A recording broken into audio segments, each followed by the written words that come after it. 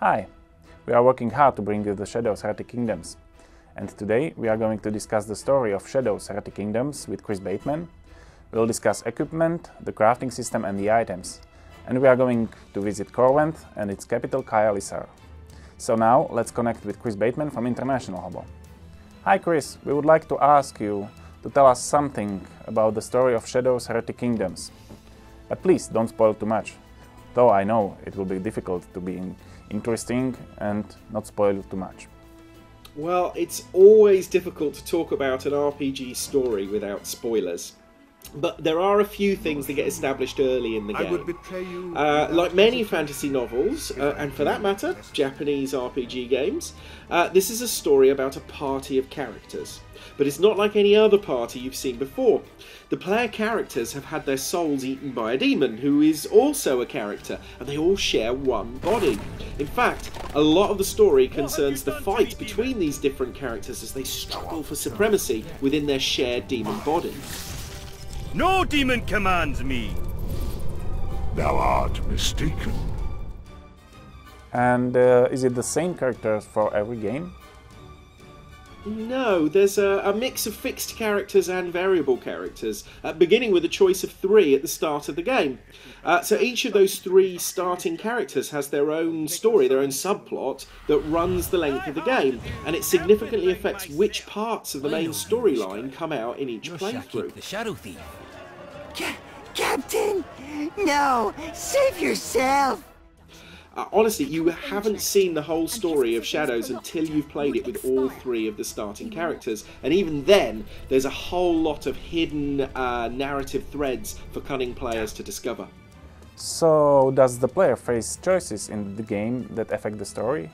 Well, as I said, the party of Lost Souls all share one body, and at times they have different agendas. When they disagree, it's the player that gets to decide which soul wins out, or whether the demon wins out, and this can significantly affect the unfolding of the story. Sacrifice my servant upon the altar nearby, and the sword is thine to take. It's a bit like the amoral choice systems in something like Fallout. But it's much more character-based. I haven't seen a setup like this in another video game, and it's been really interesting to write for it. Uncle Jasker! You came to rescue me! But what took you so long? I've been here for months! And how meaningful are the player's choices? Do they affect the way the story ends?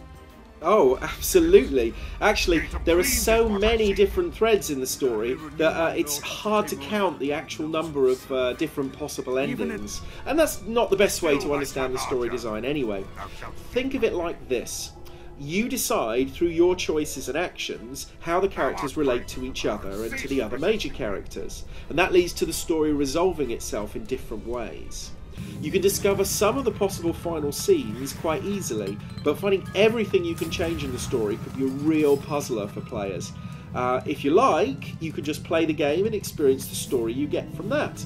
But if you want to, there's lots of hidden secrets in the story to be discovered. Is the story serious or comedic? Well, just like Cult, the story is dark and serious, but some of the characters do have a lighter edge to them.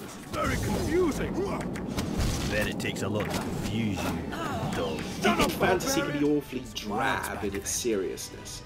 So I try to write characters that have a little bit more personality than the typical fantasy character does. And a little comedy does come in that way. But this isn't parody, it's not like Discworld, which I worked on in the 90s. It's a sword and sorcery world through and through. It's just some of the characters aren't afraid to make light of their situation from time to time. Oh, and there's some bitchy dialogue options for players who like that. I hope the players get to love playing these characters as much as I've enjoyed writing them.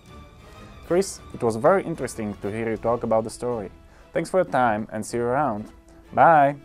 Thank you! Bye! Now let's go to the studio and talk about the equipment. Equipment is a very important part of the Shadows.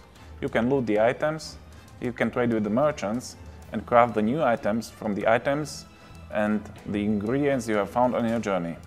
Peter Horniak, who is the lead scripter, will tell us more about the equipment in Shadows. Hi guys! Equipment in Shadows is character specific.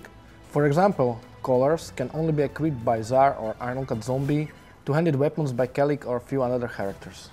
But there are also items which can be equipped by most of the characters, like rings and helmets. Let's take for example Heretic. He is a heavy fighter and can equip heavy armor, two-handed weapons and common items like belts, rings and necklaces.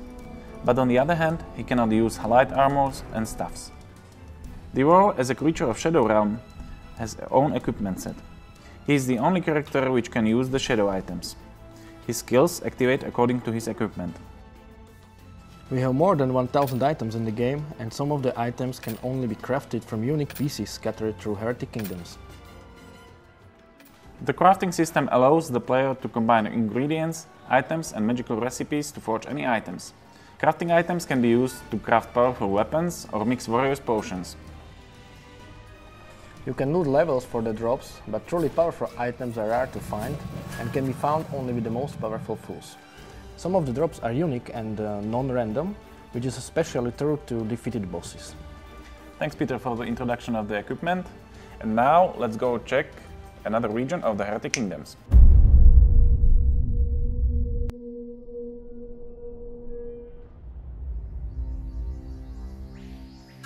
The wilds of Temuria have long been a dangerous place for any traveler. But since the Accession Wars, the situation has worsened.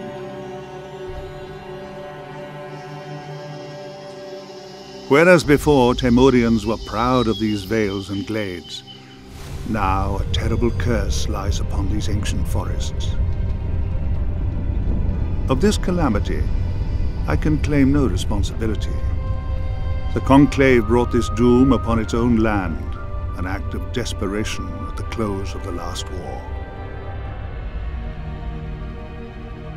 My sole expedition across the Temurian wilds was challenging, even for a superior mage such as myself. But even I would not wish to traverse this forsaken greenwood now.